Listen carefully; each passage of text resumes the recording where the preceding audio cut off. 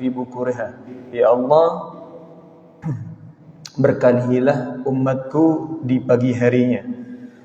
Kemudian Rasulullah SAW tidak pernah meninggalkan salah satu doa setiap selesai salat subuh. Allahumma inni as'aluka ilman nafi'an wa rizqan thayyiban wa amalan mutaqabbalan wa a'udzubika min ilmin la yanfa'.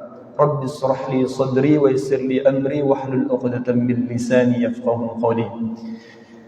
Nikmat yang sangat besar yang Allah berikan pada hari ini, yaitu Allah memberikan fasilitas kepada kita semuanya berupa hari-hari yang mulia. Kaum muslimin sangat memuliakan dan sangat menanti-nanti yang namanya malam Lailatul Qadar.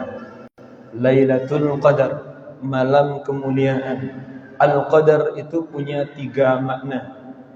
Al-Qadar yang pertama artinya adalah kemuliaan. Mengapa disebut dengan malam yang mulia?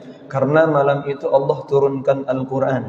Kemudian yang kedua, dari sejarah, umat-umat terdahulu itu punya usia sangat panjang, berbeda dengan umatnya Rasulullah SAW. Umat-umat terdahulu itu misalnya Nabi Nuh punya usia 950 tahun.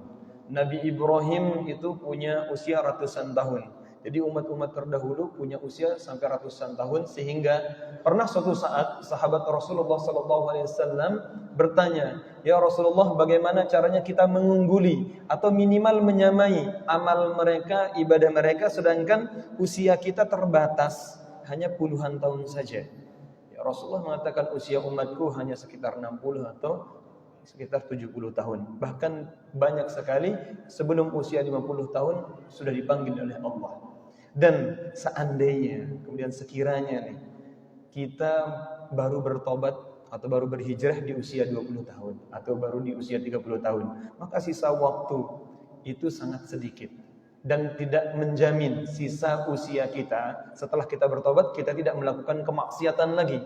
Oleh karenanya pada saat itu Rasulullah diberikan kemuliaan umatnya, salah satunya dengan datangnya bulan Ramadan, yang mana di sana diturunkan satu malam, yang mana malam itu ya lebih baik, khairum min alfi syahrin, lebih baik daripada 1000 bulan. Bukan sama, tapi lebih baik daripada 1000 bulan, atau jika dikonversikan seperti 83,3 tahun atau 83 tahun 4 bulan, itu 1000 bulan. Maka barang siapa yang mendapatkan kemuliaan itu, dia akan beruntung.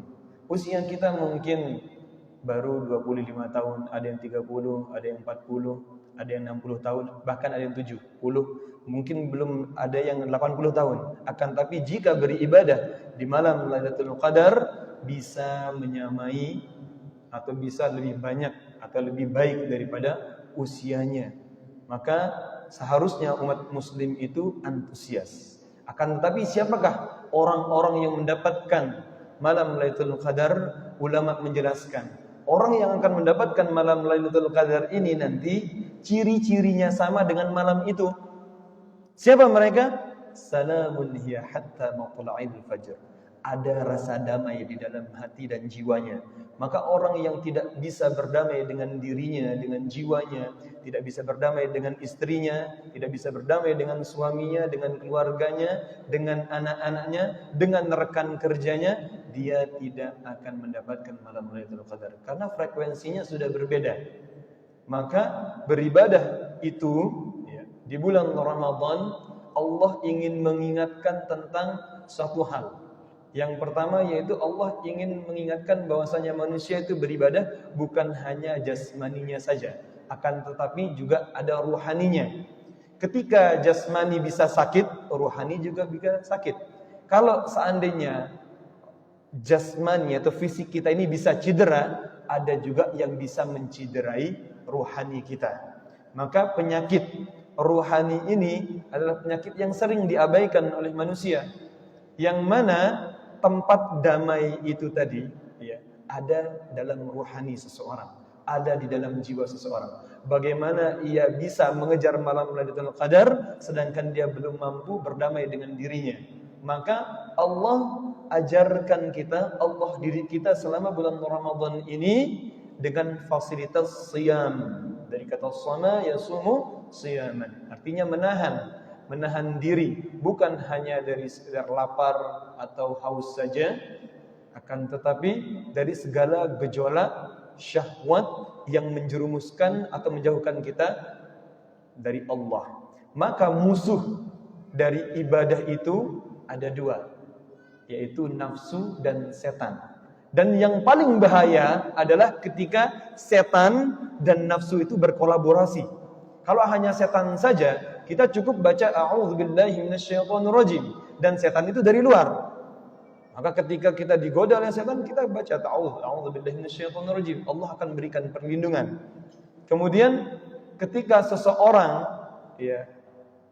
berlindung dari nafsunya, ini yang berat karena ada di dalam dirinya.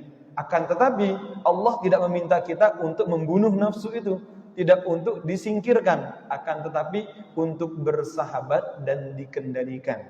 Kita bisa lahir karena adanya nafsu. Ini masjid ini bisa besar, bisa bagus seperti ini karena adanya nafsu. Jika tidak akan ada nafsu di dalam jiwa kita tidak mungkin ada dorongan untuk memperbagus masjidnya, tidak mungkin memperbagus diri kita. Oleh karenanya nafsu itu jika bisa dikendalikan, bisa dijadikan sahabat, maka nanti di situ akan ada kedamaian di dalam dirinya. Syarat untuk mendapatkan malam Lailatul Qadar ada kedamaian. Kemudian bagaimana caranya supaya mendapatkan Lailatul Qadar? Al-Qadar tadi arti yang pertama adalah malam yang mulia, malam Lailatul Qadar. Qadar yang kedua artinya malam penentuan, di mana Allah menentukan atau dijadikan cetakan 1 tahun ke depan. Jadi malam Lailatul Qadar itu dikatakan cetakan atau planning hidup kita 1 tahun ke depan. Kalau seandainya kita diterima ibadahnya, ciri-ciri orang yang mendapatkan malam Lailatul Qadar hidupnya beneran damai. Misalnya ini ada orang yang mengaku 10 hari dia ikut sholat lail atau iktikaf, rajin membaca Al-Quran, bersedekah, kemudian amal-amal ibadah dilakukan. Kemudian kalau mau mengukur apakah dia sudah mendapatkan malam Lailatul Qadar atau tidak, lihat saja lisannya berubah atau tidak. Kalau masih suka bohong, masih suka nyinyir, masih suka gibah, masih suka mengeluarkan kata-kata yang tidak baik, kemudian sikapnya tidak ramah kepada istrinya, kepada suaminya, berarti dia belum mendapatkan malam Lailatul Qadar. Dia bisa jadi berjumpa tapi dia tidak mendapatkan keberkahan di dalamnya. Apa itu keberkahan? Ziyadatul khair, bertambahnya kebaikan. Malam Lailatul Qadar jika dijumpai oleh seorang muslim, maka akan ada bertambah kebaikan. Dia dimudahkan untuk beribadah, salatnya mudah, baca Al-Qur'annya nagih. Lembaran-lembaran yang dibaca itu semakin nagih terus. Akan tetapi, Rasulullah SAW pernah mengeluh, bahkan diabadikan oleh Allah di dalam surat Al-Furqan, surat ke-25 ayat 30. Bagaimana bunyinya? Rasulullah mengeluh dan merayu kepada Rabb, kepada Allah, dan mengatakan, wa qala ar-rasul ya Rabbi inna qaumi ittakhadhu hadzal qur'ana mahjura. Rasul berkata, wahai Tuhanku, ya Rabb, sesungguhnya kaumku menjadikan Al-Quran ini sesuatu yang diabaikan. Mahjura. Apa kata Ibnul Qayyim? Mahjura itu maknanya ada 4. Yang pertama yaitu tidak lagi dijadikan sebagai bacaan utama sehari-hari. Kebanyakan kaum muslimin tidak menjadikan Al-Quran menjadi bacaan utamanya. Kemudian yang kedua, mahjura artinya adalah tidak lagi dijadikan sebagai pedoman hidup, diabaikan. Dia tidak menjadikan Al-Quran sebagai pedoman di dalam bersikap, di dalam berakhlak. Dia tidak mengambil pelajaran-pelajaran yang disampaikan di dalam Al-Quran. Kemudian mahjura atau sesuatu yang diabaikan yang ketiga yaitu tidak lagi dijadikan sebagai alat untuk menegakkan syariat atau menegakkan hukum-hukum Allah. Kemudian yang keempat, kata Ibnu Qayyim, Al-Quran tidak lagi dijadikan sebagai obat. Oleh karenanya kaum muslimin banyak ketika sakit sekarang itu larinya kemana? Langsung ke dokter. Padahal para ulama atau orang-orang terdahulu itu ketika sakit pertama mereka berobat dengan Al-Quran. Mereka bacakan Al-Fatihah ya, di air, kemudian ditiupkan, kemudian nanti memohon kesembuhan pada Allah. Allah sudah janjikan wa nunazzilu minal Qur'an ma huwa shifa wa rahmah lil mu'minin. Dan Allah turunkan dari Al-Qur'an itu syifa, kesembuhan, bukan obat. Kalau obat itu ada efek sampingnya. Obat bahasa Arabnya dawa. Allah sebutkan di sini syifa, sesuatu yang mencukupi, sesuatu yang melengkapi, sama akar katanya dengan syafaat. Orang yang mendapatkan syafaat nanti akan dicukupi. Kalau seandainya amalnya kurang, ya, orang itu akan dapat syafaat baik dari Rasulullah atau dari Al-Quran itu sendiri, yaitu ketika dia menjadikan Al-Quran sebagai sahabatnya. Wa rahmah lil mu'minin, dan kasih sayang bagi orang yang beriman, bagi orang yang meyakini. Maka Al-Quran itu bisa menjadi syifa, kesembuhan untuk apa? Penyakit medis maupun non-medis atau penyakit psikis. Lah banyak buktinya. Ya. Orang-orang yang sakit di zaman Rasulullah penyakitnya medis, kena sengatan kala jengking, dibacakan Al-Fatihah oleh Abu Sa'id Al-Khudri, kemudian kepala suku itu sembuh.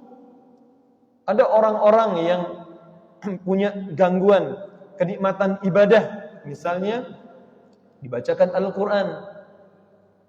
Maka jika kita tadi berbicara tentang musuh kita yang utama adalah setan dan nafsu, maka setan itu akan mengganggu dan menghalangi kenikmatan ibadah kita.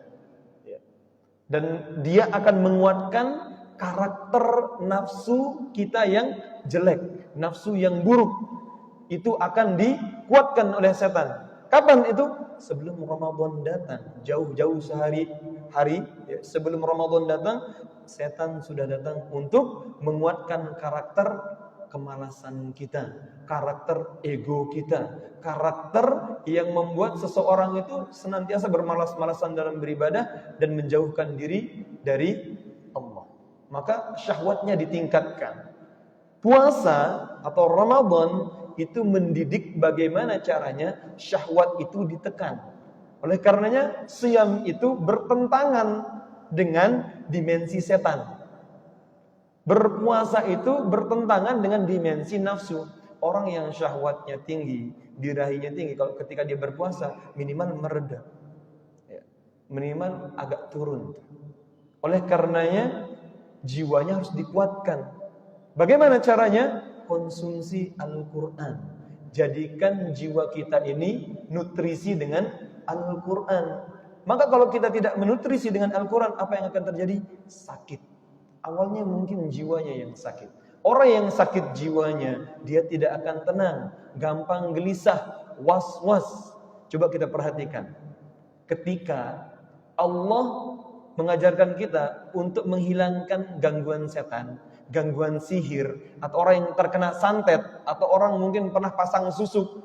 Cara membatalkannya gimana? Cukup dengan meminta sifat Allah yang menguasai subuh. Qul a'udzu birabbil falaq. Tapi kalau untuk menghilangkan was-was, Allah pakai 3 sifat. Qul a'udzu birabbin nas, malikin nas, ilahin nas. Artinya was-was itu lebih dahsyat dibandingkan gangguan setan atau sihir. Karena was-was ini bikin orang itu jadi hasad. Dan hasad itu adalah dosa pertama di langit dan di bumi. Dulu iblis itu tidak mau sujud kepada Adam karena dia hasad. Dia merasa dirinya lebih baik. Ana khairum minhum. Aku lebih baik daripada Adam. Khalaqtani min nar wa khalaqtahu min tin. Engkau menciptakan aku dari api, sedangkan dia engkau ciptakan dari tanah.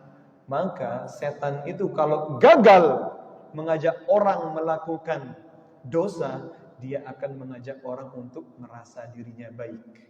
Ketika diri kita sudah merasa bahwasanya aku sudah baik, aku sudah banyak baca Al-Quran, aku sudah panjang salat lailnya tadi, sudah habis isya tarawih ikut lail lagi, kemudian berbangga-bangga dengan amalnya itu, hati-hati. Itu adalah warisan sifat-sifat iblis, merasa diri sudah baik.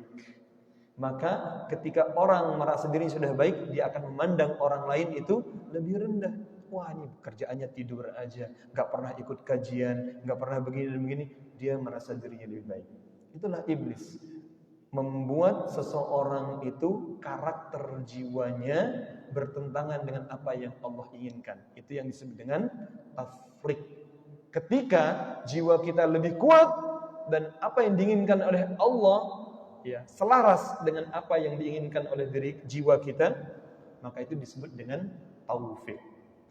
Nah, maka kalau orang sudah mendapatkan taufik, membaca Al-Quran lebih mudah, dan menginstal Al-Quran di dalam diri kita itu waktu yang paling tepat adalah di bulan Ramadan, terlebih di malam-malam yang Allah muliakan, yaitu di mana Allah turunkan malaikat dan turunkan ruh. Allah izinkan untuk mengurus urusan manusia. Tanazzalul malaikatu ruh fiha bi'izni rabbihim min kulli amr. Salamun hiya hatta matla'il fajr. Karena orang-orang yang dipermudah ya, dibarengi atau musahabah dengan malaikat di malam-malam ganjil di 10 hari terakhir, maka Allah akan memudahkan baginya untuk mendapatkan malam Lailatul Qadar. Oleh karenanya Allah katakan sebagai motivasi ayyaman ma'dudat, waktu yang sangat singkat, waktu yang sangat sedikit, ringkas. Ayyaman ma'dudat, enggak kerasa Ramadan sebentar lagi akan meninggalkan kita. Ramadan itu pasti akan kembali, akan tapi belum tentu kita juga kembali menemui Ramadan di tahun depan. Oleh karenanya maksimalkan sekarang. Kapan turunnya malam Lailatul Qadar? Dirahasiakan. Dan ulama juga berpendapat, ya, malam Lailatul Qadar itu hitungan ganjilnya itu dari belakang, bukan dari depan. Kalau seandainya hitungannya dari depan, akan sangat mudah kita mengetahui mana malam ganjil. Sehingga malam genap sepi masjid, malam-malam ganjil lebih ramai. Jadi malam ganjil itu bisa diketahui dari belakang. Dan ketahuannya gimana? Dihitung saja. Kalau bulan Ramadan itu 30 hari atau 29 hari, maka malam ganjil dan genap akan berkebalikan. Kalau dari depan hitungannya genap, berarti dari belakang hitungannya ganjil. Oleh karenanya, Syawal itu belum tahu kita kapan datangnya, meskipun ada ilmu hisab, ya, itu dirahasiakan sebagai motivasi untuk beribadah setiap malam. Malam tadi itu ganjil atau genap? Kita tidak tahu sama sekali. Oleh karenanya kita termotivasi. Walaupun di dalam hadis disebutkan, atau misalnya Imam Al-Ghazali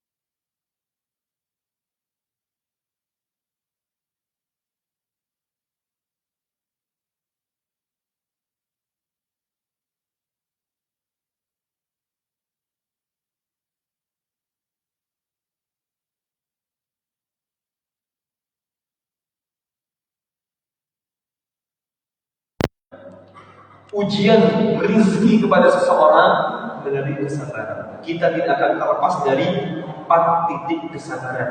Yang pertama, kesabaran dalam menjalankan perintah Allah. Yang kedua, kesabaran dalam menjauhi larangan. Yang ketiga, kesabaran dalam menghadapi musibah. Dan yang keempat, kesabaran dalam menghadapi ujian yang Allah titipkan melalui orang-orang kafir, gangguan orang-orang kafir. Maka orang-orang kafir akan mengganggu kita dengan cara apa? Disebutkan dalam surat Fussilat ayat 26. وَقَالَ الَّذِينَ كَفَرُوا لَا تَسْمَعُوا لِهَذَا الْقُرْآنِ لَا تَسْمَعُوا لِهَذَا الْقُرْآنِ وَالْغَوْا فِيهِ لَعَلَّكُمْ تَغْلِبُونَ. Orang-orang kafir itu mengatakan, la tasma'u lihadzal Qur'an. Janganlah kamu mendengarkan Al-Qur'an ini dengan sungguh-sungguh. Ya. Dan buatlah kegaduhan, buatlah hiruk pikuk, kata orang kafir, agar kalian dapat mengalahkan mereka. Artinya apa? Dari dulu sampai sekarang, orang kafir itu akan senantiasa mengganggu atau membuat umat Islam itu sibuk dan mengabaikan Al-Quran. Kalau dulu dibuatkan syair-syair sebagai saingannya Al-Quran, termasuk sekarang banyak dibuatin lagu-lagu sehingga akhirnya untuk anak-anak muda sudah kan hafalannya lagu-lagu TikTok sama gerakan TikTok, kan gitu, sibukkan dengan itu gitu ya, nyari-nyari koin gitu ya, nyari saweran lewat live di TikTok.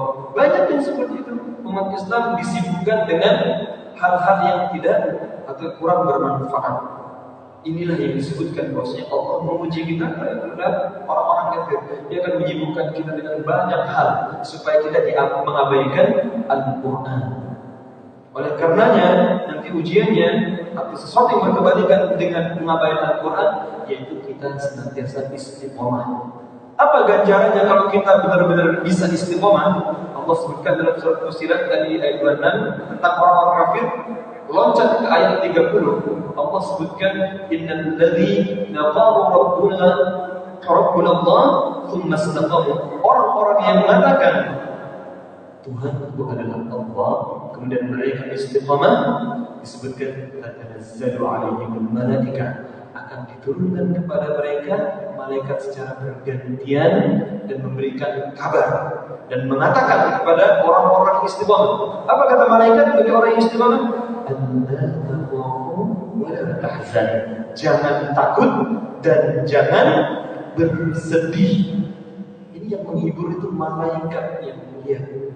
Masya Allah. Kita kalau dihibur sama suami, sama istri, sama sahabat kita itu udah senang. Apalagi ini yang menghibur malaikat yang diutus langsung oleh Allah. Makanya siapapun yang merasa sedih, merasa takut sekarang, entah takut karena masa depannya, entah takut karena siapapun, karena manusia, karena makhluk, atau karena penyakit, atau karena apapun itu, ada rasa kesedihan, ada rasa kekecewaan, istiqomah untuk mendekatkan diri kepada Allah, istiqomah untuk bertakwa kepada Allah melalui ibadah-ibadah siang, melalui bacaan Al-Quran. Karena apa? Orang-orang yang menyatakan dirinya aku beriman dan Allah adalah Tuhanku, adalah ciri-cirinya mereka tidak akan bisa jauh dari Al-Quran. Sehingga disebutkan setelah malaikat memberikan kabar atau malaikat menghiburnya dengan mengatakan jangan takut, jangan sedih, kemudian Allah mengatakan wa absyirhu bil jannah, maka kasih kabar gembira akan balasan surga yang akan didapatkan allati kuntum tu'adun, yang mana telah dijanjikan oleh Allah Subhanahu wa taala. Itulah orang-orang yang senantiasa menjaga kebaikan. Siapa mereka? Disebutkan di dalam surah Fussilat ayat 23. Wa man ahsanu qawlan mimman da'a ila Allah wa 'amila salihan wa qala innani minal muslimin. Siapakah yang lebih baik perkataannya daripada orang yang menyeru kepada Allah, mengerjakan amal saleh dan berkata sesungguhnya aku termasuk orang-orang yang manut, aku termasuk orang-orang yang tunduk, aku termasuk orang-orang yang muslim. Artinya, ya, orang-orang yang dikatakan tadi istiqomah adalah orang yang senantiasa mengajak, ya, mengajak kepada Allah. Oleh karenanya dikatakan orang yang mengisi waktunya di waktu-waktu yang terbatas ini, yang disebut dengan al-asr, adalah orang-orang yang memaksimalkan waktunya untuk apa?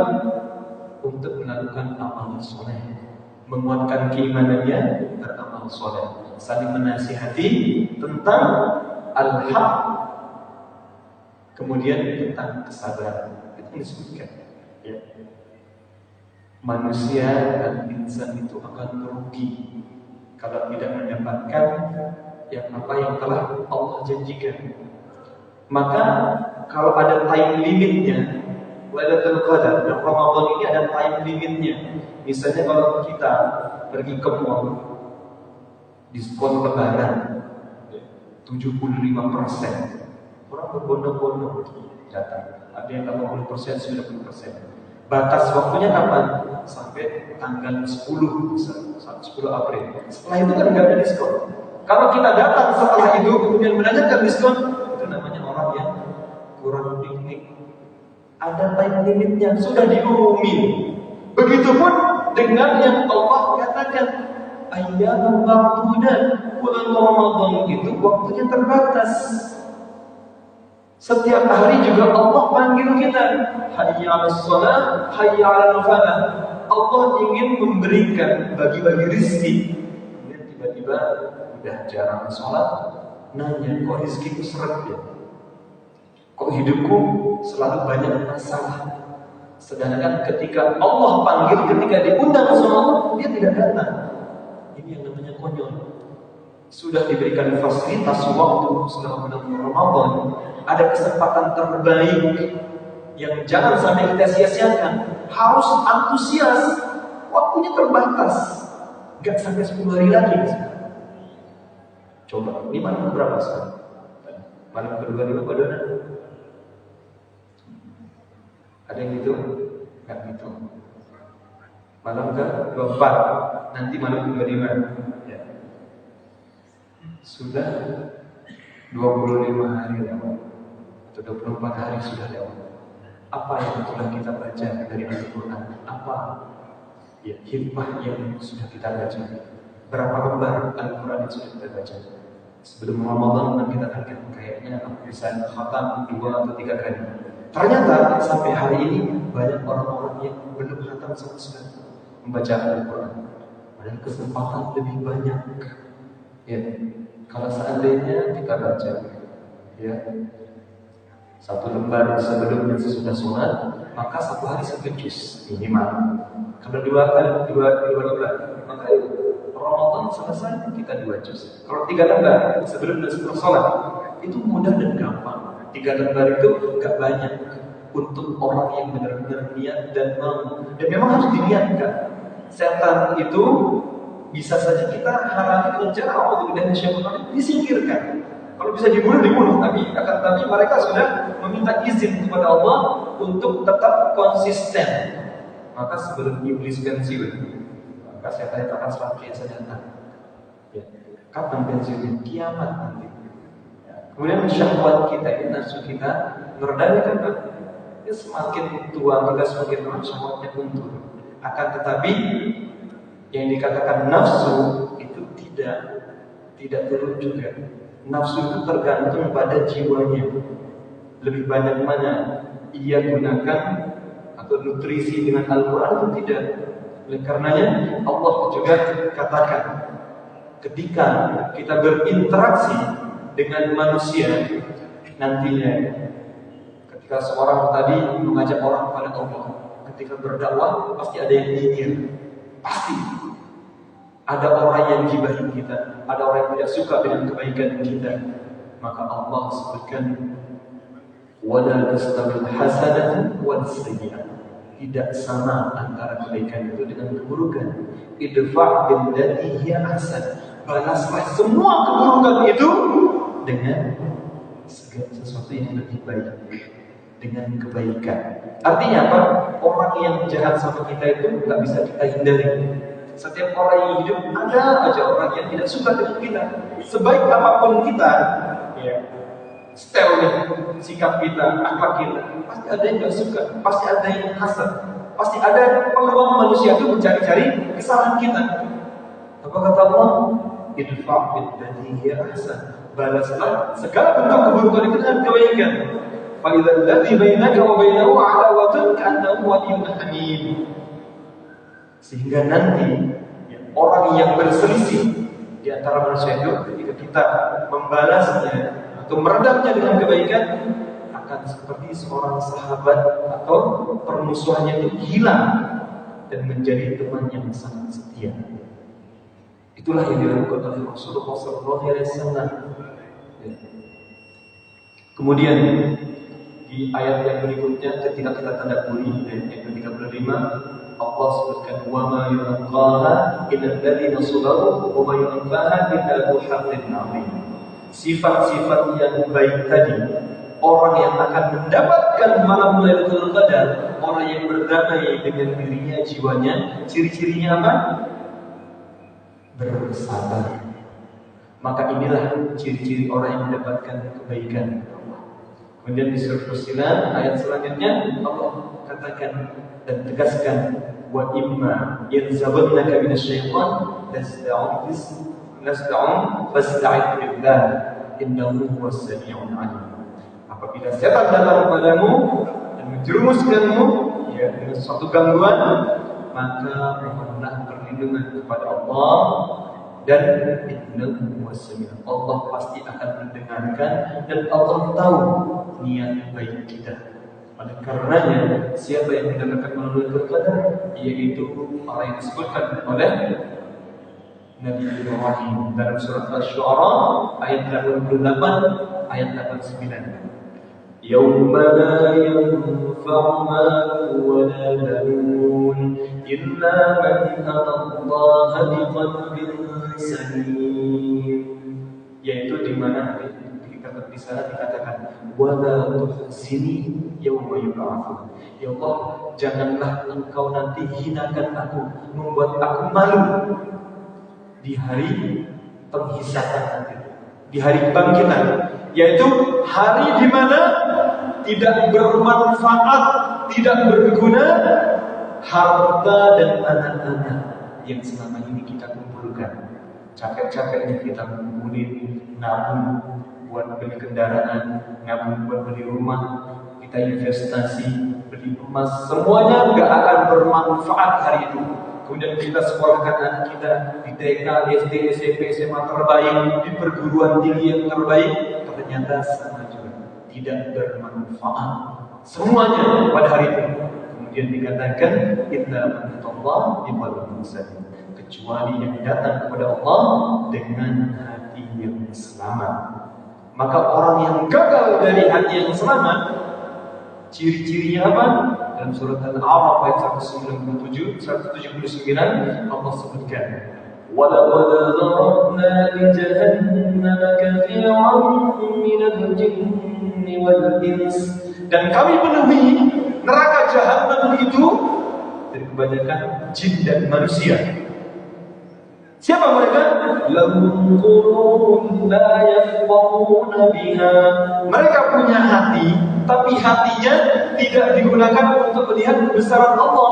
Allah turunkan Ramadan, datangkan Ramadan, hatinya tidak terbersit untuk banyak beribadah di sini. Walahum a'yunun la yubsiruna biha. Allah berikan mata, Allah berikan pendengaran, yubsor, penglihatan mata, tapi mereka tidak melihat bagaimana kebesaran Allah. Kemudian walau adhanun la yasma'una biha. Mereka diberikan telinga, akan tapi telinga mereka tidak digunakan. Oleh karenanya Allah juga katakan di dalam surat Al-Mulk ayat 23, Allah yang menciptakan hati, menciptakan pendengaran, menciptakan mata mereka, tapi qalilun ma tashkurun, sedikit sekali mereka bersyukur. Kemudian tadi orang-orang yang tidak menggunakan hatinya, tidak menggunakan telinganya, dan tidak menggunakan matanya untuk mendengarkan, untuk melihat kebesaran ayat-ayat Allah, Allah katakan ulaika hum kal an'am. Mereka itu seperti hewan ternak. Bal hum adall, bahkan lebih rendah daripada itu. Ulaika humul ghafilun, dan mereka itulah orang-orang yang lengah. Oleh karena kalau kita gariskan sekarang, jangan sampai kita lengah di hari-hari terakhir. Sebentar lagi menjelang finish injury time, dikatakan menang, ya nanti kita akan meraih kemenangan Idul Fitri itu kalau kita sampai di finish. Kalau kita nggak sampai finish, nggak dikatakan menang. Oleh karena kita maksimalkan berikhtiar kepada Allah dengan cara apa? Dengan cara yang disunnahkan oleh Rasulullah dan dicontohkan oleh Rasulullah. Bagaimana caranya? Rasulullah senantiasa menjaga sholat 5 waktunya, termasuk berjamaah di sholat isya. Orang yang sholat isya berjamaah kata Rasulullah, maka dia akan seperti sholat setengah malam full. Kemudian kalau dilanjutkan dengan sholat subuh berjamaah, dia seolah-olah sholat semalam suntuk. Jika dia membaca 2 ayat terakhir di surat Al-Baqarah di malam hari, maka Allah akan cukupkan dengan itu. Kalau dia membaca 100 ayat di malam hari, dia seperti membaca Al-Quran semalam suntuk.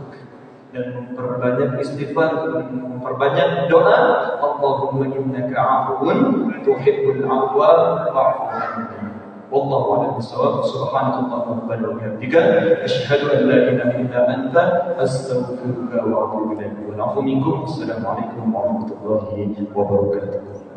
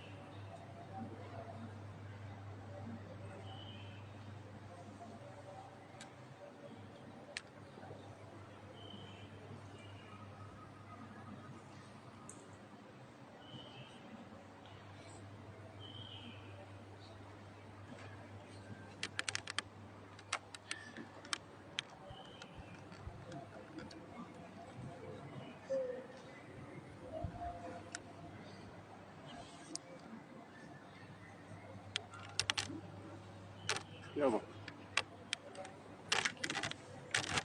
Enggak materi tok.